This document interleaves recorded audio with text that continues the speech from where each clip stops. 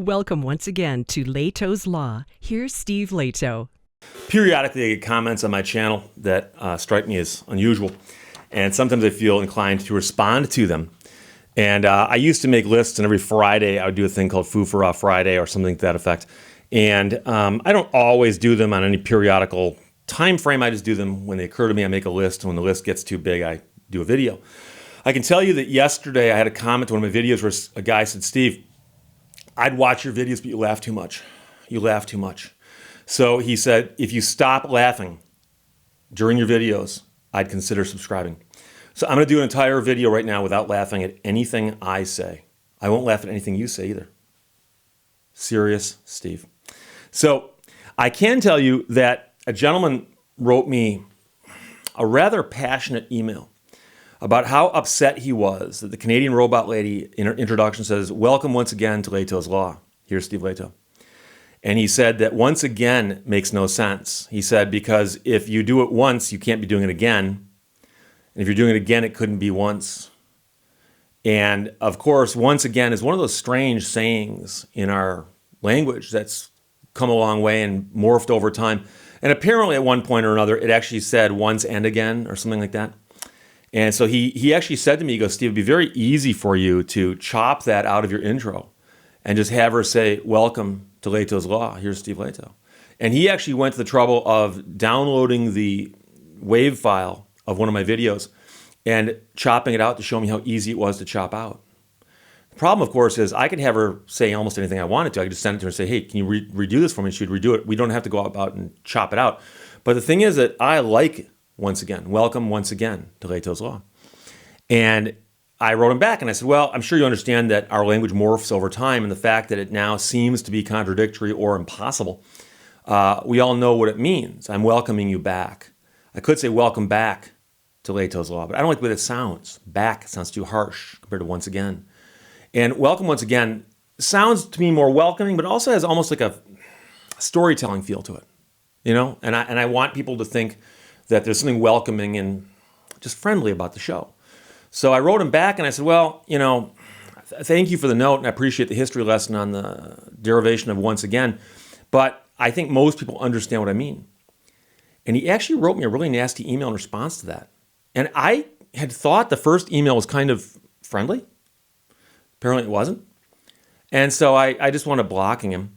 But I can tell you that our language does change over time. And for instance, and I think I told him this, but I don't remember, that we say, you know, I can't go to the store, or I won't go to the store. And can't, of course, and won't are contractions. Can't means, you know, cannot, and won't means will not. Where does the O come from in will not? And of course, it comes from the older version of the word, which is wool, W-O-L-L. I will not go to the store. But over time, that became will, because a lot of vowels shifted over time, the great vowel shift. And so we hung on to won't, because won't sounds better than willn't. But that's just how it is. And I could correct anybody who says won't and say, excuse me, are you really saying I will not do that? So the idea that the Canadian robot lady in the introduction, her name is Heather, by the way, says, welcome once again to Lehto's Law. It's actually, like I said, on purpose. It's designed to be welcoming. And by the way, it's what I used to say. I used to do my own introductions, and then I decided to have her do them because I thought I could save some time doing that. So that's how that works. And again, I apologize if this seems too drab for you, but I'm not laughing this entire video. If I laugh, by the way, if I screw up and laugh, I will chop it out. So if you see any sloppy edits, it's because I've laughed. I did a video about biking, and I was talking about whether or not you can get arrested or ticketed for speeding or breaking traffic laws on a bicycle. And I mentioned that in Michigan and many states, you are allowed to ride a bicycle on the roadway so long as you stay as far to the right as practical, or something to that effect. And I forgot what the exact language is in Michigan, but most states say just keep to the right, keep to the right. And I had several bikers comment to me and explain to me their various theories on how they bike. And one guy actually said, he goes, "You're crazy if you bike that way." He goes, "I bike down the middle of the lane, right down the middle of the lane." He goes, "That way people won't hit me." And I said, "Yeah, but that's illegal." And he goes, "No, it's not." He goes, "You see, The law says that you have to stay as far to the right as practical. I consider that practical. And I said, but you're in the middle of the lane. You are obstructing traffic. It's one of the things you're not allowed to do on a bicycle. And he said, well, I'll take that chance because I don't want to get killed. I said, but if you're blocking the lane, you're more likely to anger the person in the car behind you. And they're the one with a big, gigantic, heavy machine. They can just press on the gas pedal and run you over. Do you want to anger them by breaking the law? And again, that's one of those emails that degenerated into him explaining how he bikes thousands of miles a year and he knows what he's talking about. And what's strange, I guess, and again, this is a theme that runs through a lot of the emails where people complain.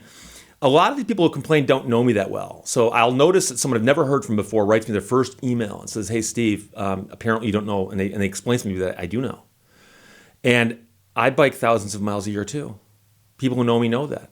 I bike twice a day, usually in the summertime. And I'm not even counting the Peloton. And it's wintertime, I Peloton twice a day. But, I bike a lot. So to suggest that you as a biker understand this better than I do because I'm just a lawyer who's a biker. I had to cut that out. Sorry, I laughed. Hang on, I gotta go to my serene, serious space. I mentioned in a video not too long ago that I owned an M35A2 deuce-and-a-half Army truck. And I owned it for quite a few years. And while I owned it, I drove it all over Michigan. I drove it the Upper Peninsula twice, took it to Woodland Dream Cruise twice, put thousands of miles on it, did oil changes on it, ran many, many tanks of fuel through it. And I mentioned that the M35A2 is a diesel engine and I blah, blah, blah, blah, blah. And I had two people, but one in particular got very angry with me. And he goes, it's not a diesel, it's a multi-fuel. He goes, just check the identification tag on the door frame. It's a multi-fuel. It's a multi-fuel. It's not diesel. And I wrote the guy back and I said, it's a multi-fuel diesel. It's diesel. It is a diesel engine.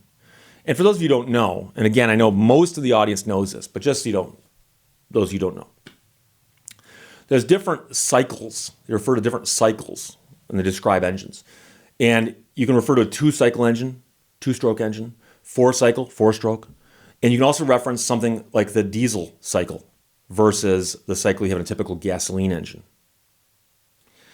And the big distinction in most diesel engines, in most, I mean all, is that on the compression stroke, the piston goes up. And there's not a spark plug at the top that sparks the ignition to cause the explosion that drives the piston back. What happens is on the upstroke, the compression happens and the fuel air mixture gets compressed to the point where it detonates on its own. And that detonation then pushes the piston back. And that's referred to as a diesel cycle engine. And you may have heard the concept that some engines, when something's really, really screwed up and you shut them off and pull the key out and it keeps running, they refer to that as dieseling. I did not laugh there, I was coughing. They refer to that as dieseling. The engine is dieseling because it is continuing to cycle through and there are explosions taking place without a spark plug actually sparking the explosion. So the engine in an M35A2 is in fact a multi-fuel diesel engine. Multi-fuel is a reference to the fact that it burns several different kinds of fuel, including diesel fuel. It also burns jet fuel. So the guy wrote back to me, he goes, Steve, it burns multi-fuel, therefore it's multi-fuel. I said, in that case, it burns jet fuel, it must be a jet engine. And he goes, well, that's stupid. And I said, no, but it's a reference to the cycle, the diesel cycle. It's a diesel engine. It's a multi-fuel diesel engine.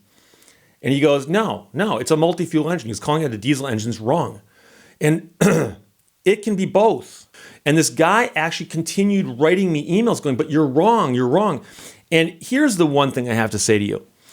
I get a lot of emails from people, and after two or three, they go, I'm just joking.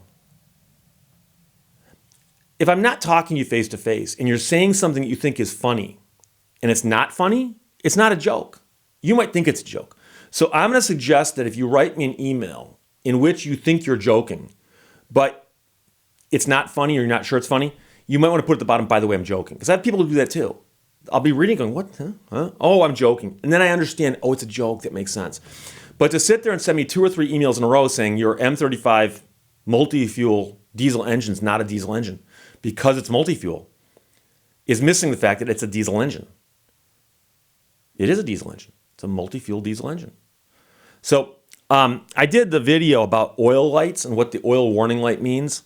And I'm talking about old school cars that only have one warning light regarding the oil. There are modern cars that have two.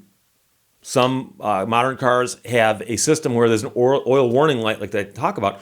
But another thing where you can go in and check the life of the oil. That's another one. I actually had a guy go, Steve, I'm a mechanic, and you got it backwards. The oil light is oil level, not oil pressure. Which is kind of funny because I had about 100 mechanics go, Steve, thank you for explaining that. You got it right. So I have gotten, in the last 2 weeks, 2 separate emails from people who said, Steve, I did not laugh. I stumbled over some words. Last couple of weeks, I've gotten 2 emails from someone who said, Steve, I'm so disappointed in a recent video you did. I've now unsubscribed. I'll never watch you again. And then they write me this lengthy email. Why? Why?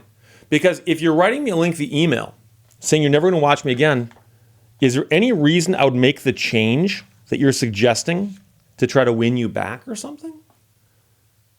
I mean, I can look at the video and see how many people watched it. I can look at the video and see how many people thumbs upped it versus thumbs downed it. And one person, I'll assume that they gave it a thumbs down. I can still do the math. But to write me a lengthy email, say you're so disappointed in me that you've unsubscribed. I blocked your email, so I've unsubscribed from you. I'm sorry I laughed. I will not laugh again. I did a video a couple days ago. I took my Viper for a drive out in the country, driving around. And it was overcast, but not raining.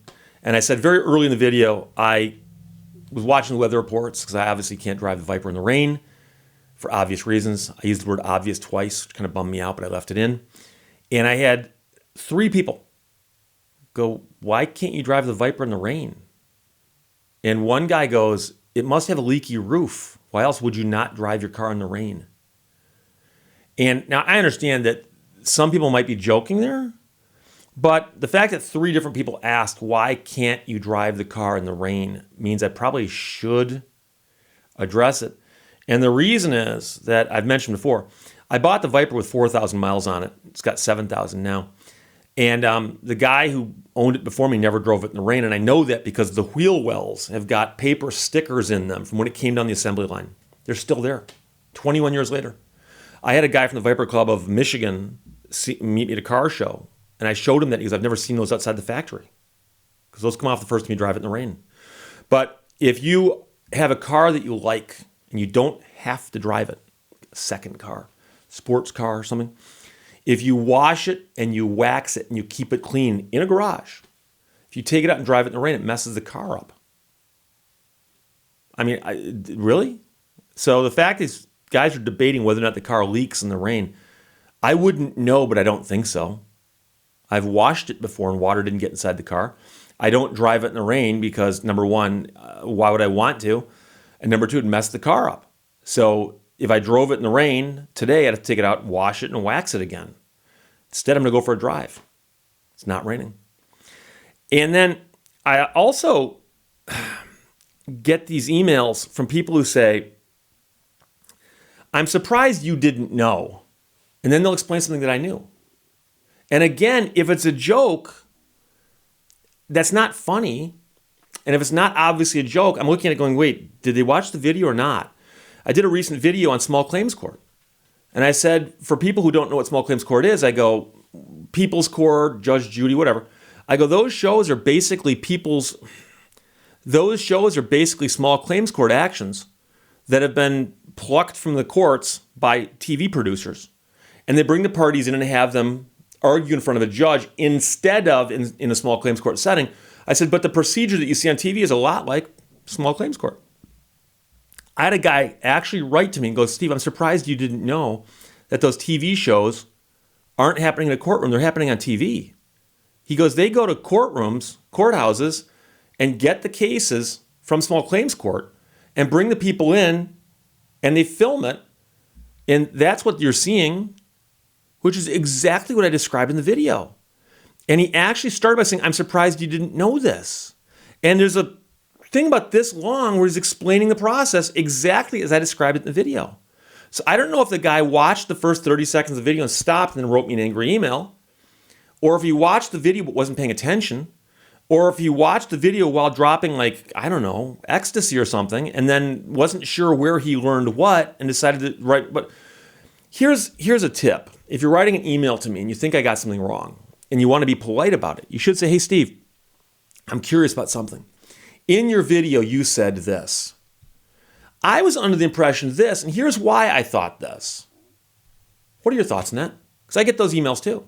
So if somebody had said to me, Steve, I'm curious, you called your engine in your M35 a diesel. Is it a diesel or is it a multi-fuel? And I'd write you back, what's a multi-fuel diesel? It's a multi-fuel diesel. And if you look up the definition of a diesel engine on the internet, it's easy to do, it'll describe exactly what the engine in the M35 is, except that the M35 engine's been tweaked to accommodate different kinds of fuels along with diesel fuel. But at its heart, it's a diesel engine. So instead of saying, I'm surprised you didn't know this, you idiot, or whatever, you should say, I'm curious. You said this. I've always thought this. What's the case? I've had people write me very, very polite emails where they'll ask a question. I'll go, I've always heard this. What about this? And I go, oh, and I point out some little thing that they got wrong. I go, oh, that's right. I'm sorry. And then finally, I should end on this simply because I forgot to mention it earlier. Normally, I'd laugh right there, but I didn't. I use an Electro Voice RE20 microphone, and it's also in the logo of my show. That is a cartoon version of this microphone, stylized with the Finnish flag. And the Electro Voice RE20 is the best known broadcast microphone in North America, probably the world, but I'm not that up on broadcasters in Europe and Asia and other places. But if you watch, like, for instance, Frasier uses one on KACL. Every radio station I worked at used them except for one. And this is the broadcast standard. It's considered to be the best broadcast microphone there is, bar none. I got an email from a guy who goes, Steve, he goes, stop using that microphone. It hurts my ears. And I go, what do you mean it hurts your ears? And he goes, you need to get a better microphone. He goes, I don't know why you use the RE20. Then he went into this big, long dissertation about how long he's worked in the recording industry. And I wrote him back and I said, I'm curious. I go, do you write to other people on YouTube and complain because most of them don't use a microphone this good? If mine hurts your ears, what about other channels? He didn't respond to that at all. He just came back and he goes, dude, I know more about microphones than you do. And he goes, you could spend more money and get a better microphone. I love my RE20. I love it. And I'm not going to spend more money because one guy claims that his ears hurt when listening to Lehto's Law, recorded with an RE20. So that's a list of things that have come to my attention in the last week or so. Largely people complaining about stuff or making strange comments, including the guy who said I should stop laughing in my videos. So if I've edited this video correctly and removed the one or two little chuckles that snuck out, I believe I've managed to do this entire video without laughing. So comment below. If this is better substantially than all my other videos, let me know and I'll stop laughing entirely. Also, if my video audio is hurting your ears, let me know and I'll consider upgrading the RE20. I'll cut that out also. Questions, comments, put them below. Let's talk to you later. Bye-bye. Thank you for watching Lehto's Law. Life is about accepting the challenges along the way, choosing to keep moving forward, and savoring the journey.